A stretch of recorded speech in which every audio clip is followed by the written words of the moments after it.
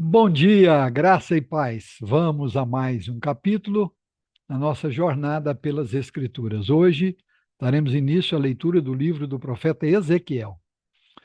Ezequiel, capítulo 1, na nova versão Almeida atualizada, diz assim: No 30º ano, no quinto dia do quarto mês, estando eu no meio dos exilados, junto ao rio Quebar, os céus se abriram e eu tive visões de Deus.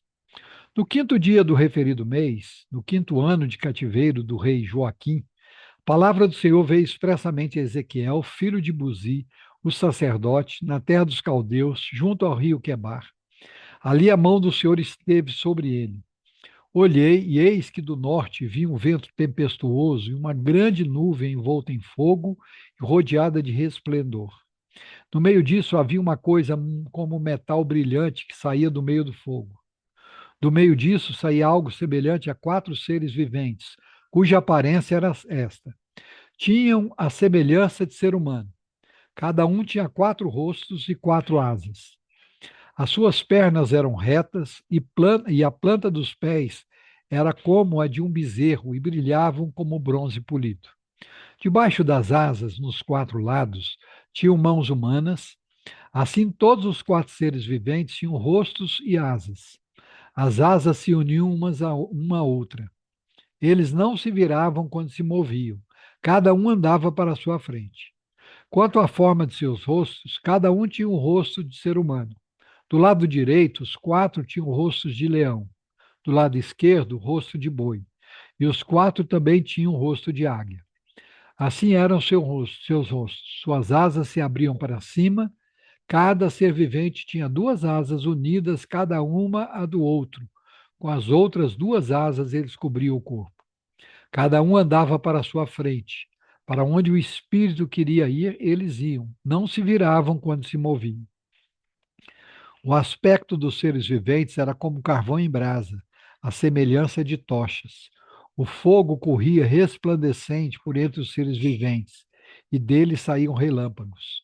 Os seres viventes zigue-zagueavam à semelhança de relâmpagos. Quando eu estava olhando para os seres viventes, eis que havia uma roda no chão, ao lado de cada um deles. O aspecto das rodas e a sua estrutura eram brilhantes como berilo. As quatro tinham a mesma aparência, cujo aspecto e estrutura era como se uma roda estivesse dentro da outra. Quando elas andavam, podia ir em quatro direções e não se viravam quando se moviam. Os aros dessas rodas eram altos e metiam medo, e nas quatro rodas os aros estavam cheios de olhos ao redor. Quando os seres viventes se moviam, as rodas se moviam ao lado deles. Quando eles se elevavam do chão, também as rodas se elevavam. Para onde o espírito queria ir, eles iam, pois o espírito os impelia. E as rodas se elevavam do chão juntamente com eles, porque nelas estava o espírito dos seres viventes. Quando os seres viventes se moviam, as rodas se moviam. Quando eles paravam, as rodas paravam. E quando eles se elevavam do chão, as rodas também se elevavam com eles, porque o espírito dos seres viventes estava nas rodas. Sobre a cabeça dos seres viventes havia algo semelhante ao firmamento, como um cristal brilhante que emitia medo estendido sobre a cabeça deles.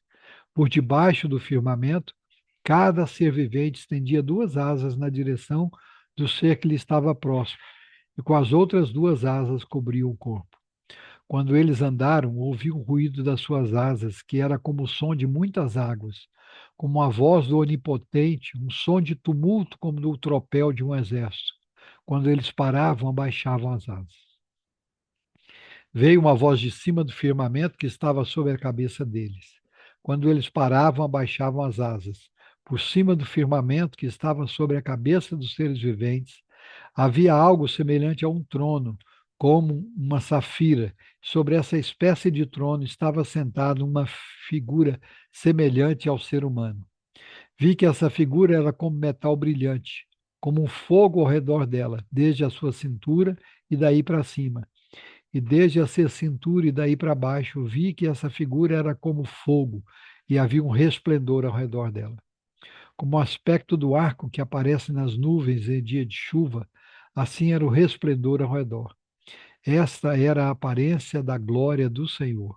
Ao ver isso, Caí com o rosto em terra e ouvi a voz de quem falava. Aleluia. Louvado seja o nome do Senhor nosso Deus. Senhor nosso Deus, nosso Pai, nós iniciamos mais um dia na tua presença, reconhecendo o teu senhorio, a tua soberania, a tua majestade e a tua glória. Essa visão tão extraordinária e às vezes até assustadora que Ezequiel teve.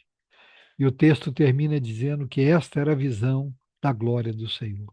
Tu és um Deus magnífico, soberano, grandioso, que detém todo o poder, toda a sabedoria, todo o conhecimento. A ti nós nos rendemos.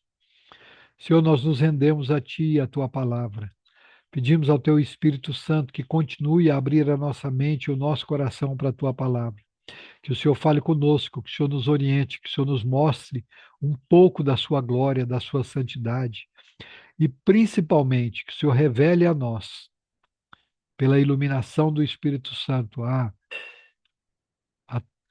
o teu intento, o teu propósito em deixar registrado nas Escrituras o plano eterno da redenção em Cristo Jesus. Somos salvos pelo sacrifício de Cristo.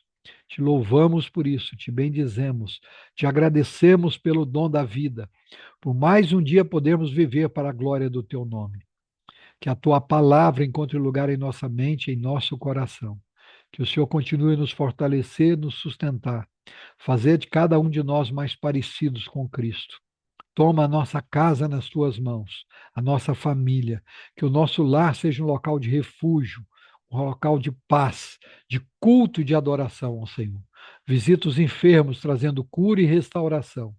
Visita especialmente aqueles que estão abatidos, desiludidos, desanimados, muitas vezes se sentindo derrotados. Que a paz que excede todo o entendimento venha sobre cada um deles. Abençoa a tua igreja, fortalece a tua igreja, restaura a tua igreja, dá crescimento à tua igreja. E tudo isso para a honra, para a glória, para o louvor do teu nome.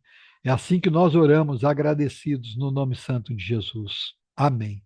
Deus nos abençoe em Cristo. Amanhã estaremos de volta com mais um capítulo nesta jornada pelas Escrituras. Um grande abraço a todos e até amanhã, se o Senhor assim permitir.